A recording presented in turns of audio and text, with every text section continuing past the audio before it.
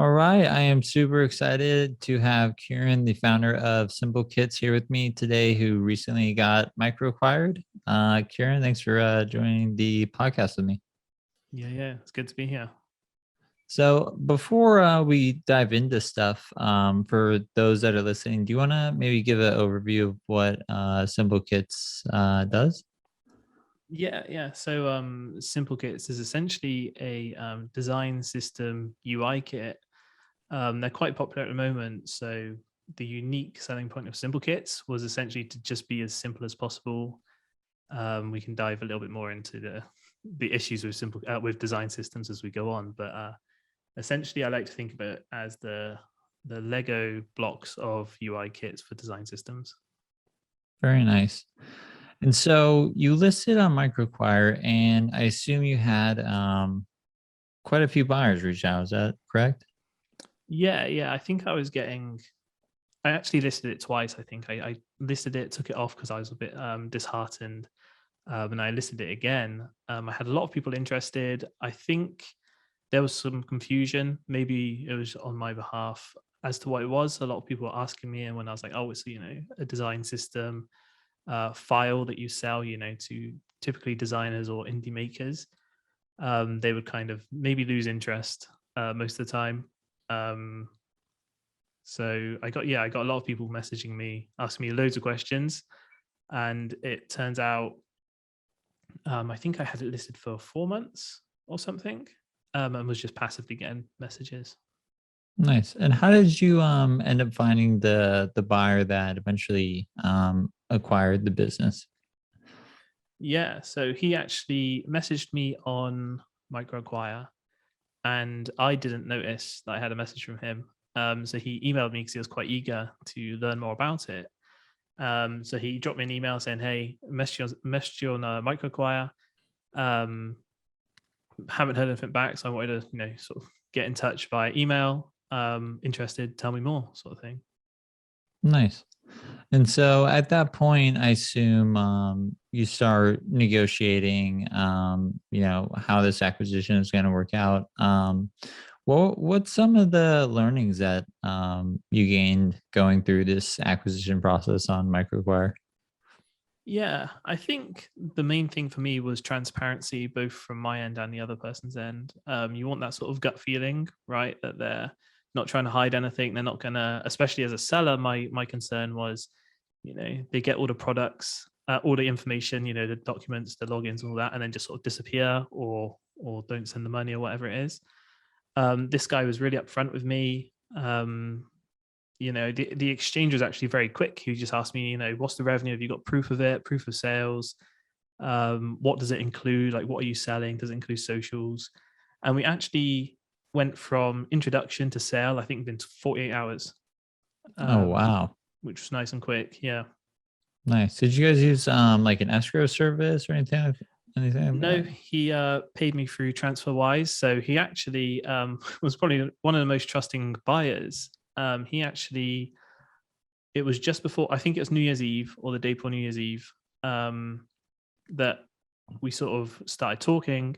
And he said, "Well, look, I'm going away for New Year's. I'm gonna send you the money now, and you just send me it when you wake up," because this was like 1 a.m. for me, and it was midday for him wherever he was located. So he sent me the money actually and said, "Just send me all the details, and I'll get it sorted when I get back." Um, Nice. so that was pretty So nice, really. so one thing I gotta recommend is for um most deals we highly recommend an escrow service because it protects you and the buyer, as specifically the buyer. So, using an escrow service, you would basically put the money in a third party's hands, and then you would transfer the assets, and then you'd get but I'm glad it all worked out. But I just wanted to add that tidbit for others listening is always use an escrow system because you never know what could happen. I mean, the Well, buyer, if you weren't such a good person, you could have just walked with the money. oh yeah. I mean, he could have been burnt. I mean, I'm sure there's ways. I'm not sort of against it. I'm sure there's ways he could have maybe got his money back or whatever. But I think what made me kind of not worry too much is it wasn't a huge amount of money, right? Like, money is money. So the higher you get, the more risk you have, right? Yeah. So I don't know. Maybe I am too trusting. Maybe, yeah, use an escrow might be a good idea for next time. Yeah. Well, I'm glad you found a buyer that you trusted enough to do an acquisition like that. I guess for other founders that might be looking to, sell their company on MicroChoir, what are like three pieces of advice you would give them? Um, it's a good question. I think the main one's one that I just said, which would be transparency. Just, there's no point hiding any information. It's just going to waste you and yours and theirs time. There's no point pretending that you've made more or sold more or done more with something. I mean, if they're going to buy it, they're going to get all the information anyway, right? I think that'd be my top one. I think the second one as well would be, for me, it was important to sell it to someone. It was, my sort of passion project for about a year or so. So for me, it was important to sell it to someone who kind of understood what it was and where they wanted to take it.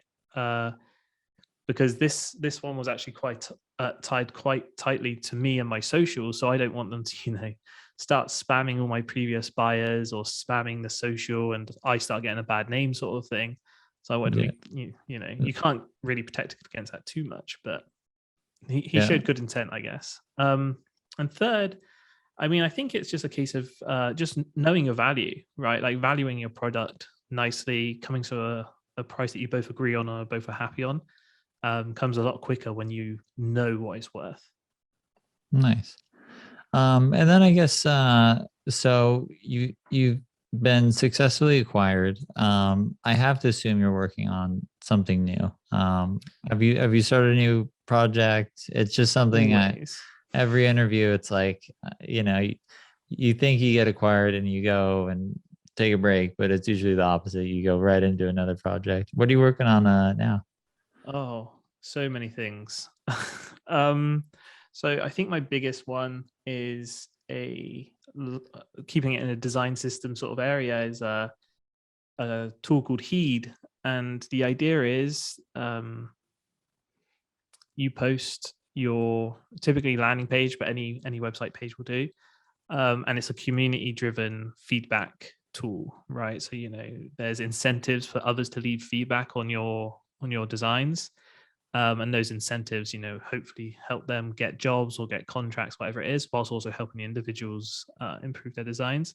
That was something I sort of found quite popular on indie hackers, and my initial MVP proved quite done quite well. So I've actually partnered up. I've decided I need a developer to help me build this one. I've got another couple little things like Law of 100. I'm working with Cuvio, a sort of design development agency, to build, which should be launching Monday. Actually, it's a free tool. It's just a free habit tool Nice. for the web. And yeah, there's so many. There's another one I'm working with, another developer friend of mine, which is he had one. It was developer challenges, help you improve your front end development skills. And he was saying it would be great if there was a design version of that. And there are design challenges out there, but this has kind of a unique spin. So I've been designing that recently and sharing some designs on my social. And he's just started building it, and he's very quick. So hopefully that'll be live soon as well. They're the three top ones. I mean, there's always loads of little ones in the back of my mind as well that are half finished. That's the sort of pain as a designer, is it's quick to design, hard to build, right? Nice.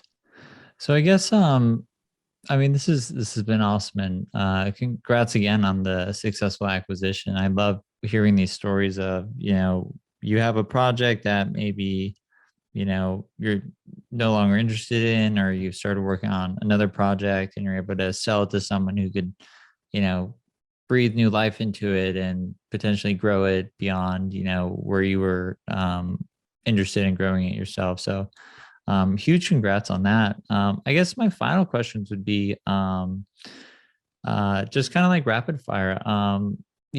For those looking to, build a product to be successfully acquired, do you have like a sales or marketing or product book that you would, recommend all entrepreneurs read? Oh, I think for me, there's one that I've read recently, which was The One Thing or something. I can't remember exactly what it's called. I'm pretty sure it's called The One Thing.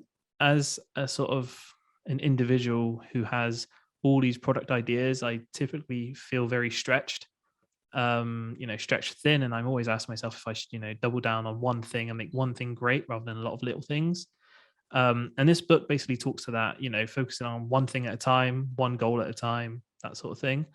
That's the one I've probably learned the most from recently. Nice. And then my next question would be for those looking to, get acquired. So now they have a product, they built it. I totally agree with focusing on one thing rather than, I always say you want to be great at one thing rather than good at a bunch of other things. Is there any like resources or blogs or podcasts that you checked out to learn about like the acquisition process that you'd recommend? Not necessarily the acquisition process. I think listening to the MicroAcquire podcast, and people on the other end, it's interesting to see what they sort of look for. So it's good to learn from what they're looking for into how you can sell your product. It was also just a lot of research, research into products that are listed and ones that catch your attention. Other sites, I remember a long time ago, there used to be a site called Flipper or something, which was a bit weird, but it was just another resource for, I guess, selling websites or something. I don't know what it was. It wasn't amazing. I think to sum it up, the best advice would just be to sort of look for inspiration in similar places, right? I love that. Yeah. I mean, inspiration, I mean, can come from anywhere like Twitter, indie hackers, podcasts like this, which I greatly appreciate you joining. And then my final question is just who's your favorite entrepreneur? If you have one, or it could be a Oh, startup. Favorite entrepreneur or startup? I don't know. I think Peter Levels, I think is how you say his second name. I think that's kind of a common one. He's very well known for Yeah. just getting stuff done quick and dirty. An up and coming one would be Jim Raptis on Twitter. He's a designer who builds, so he's quite inspirational to me. He builds stuff really quickly at very high quality. Yeah, probably those two. Don't think there's anyone else. Well, there are, but not that Yeah. come to mind. No, those are great answers. I know both those names, and yeah, both stellar entrepreneurs. If anyone wants to, reach out to you and just ask you questions about what you're currently working on, your acquisition process, what's the best way to get a hold of you? Yeah, it's probably just on Twitter, to be honest. My handle is KPRKR underscore, I think. I'll put that in the show notes so you can Yeah, just it's click. not the easiest to say. Yeah, mine's a Gazdecki, which is also not good luck Yeah. trying to spell that. Yeah, Twitter is probably the best way. Second way would be my email, which is just through my website, which is on my Twitter as well. So. Awesome. Well, Kieran, thanks so much for joining me on this podcast. Congrats again on getting MicroAcquire. I'm rooting for you, man. So yeah, thank you. Hope to keep in touch, and thanks for your time. Yeah, I appreciate it. Thank you. All right, cheers. Cheers.